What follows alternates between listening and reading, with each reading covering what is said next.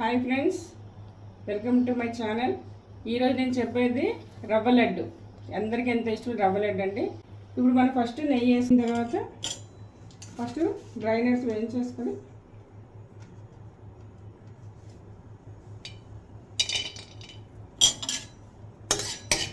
వేయించుకోవాలి. కొద్దిగా నెయ్యిలో ఈ రవ్వ కూడా వేయించుకుంటానండి. ఇది కొంచెం వేగాక హాఫ్ కప్పు ఎండు కొబ్బరి కూడా వేసి వేయించేసుకుంటాను. కొంచెం మంచిగా స్మెల్ వచ్చేటట్టుగా, అరోమా వచ్చేటట్టుగా, కొంచెం గోధుమ రంగు వర్ణం వచ్చేటట్టుగా లైట్గా వేయించుకోవాలండి. ఇదే ప్యాన్లో ఎండు కొబ్బరి హాఫ్ కప్ అండి. ఈ గ్లాస్ తోటి ఇందాక రవ్వ వేసిన దాంట్లోనే హాఫ్ కప్ వేసి కొంచెం నెయ్యిలో ఇలా వేయించుకుంటున్నాను. ఇదిగోండి ఒక గ్లాసు షుగర్ కూడా వేస్తున్నాను. కొంచెం నీళ్ళు పోసి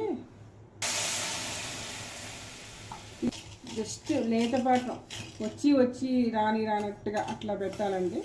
అప్పుడు స్టవ్ ఆరిపోయాలి. వచ్చినట్టు తీగ పాకంలాగా అంటే తీగ మొత్తం రావక్కర్లే, జస్ట్ నిలబడక్కర్లే. జిగురుగా పంచదార గారి జిగురుగా అవుతున్నప్పుడు యాలక పొడి వేసేసి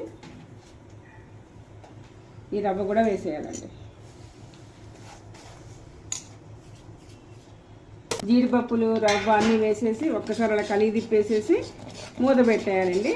కొద్దిగా చల్లారాక గట్టి పడుతుంది. అప్పుడు మనము చేతికి నెయ్యి రాసుకుని ఉండలు చుట్టుకోవడమే.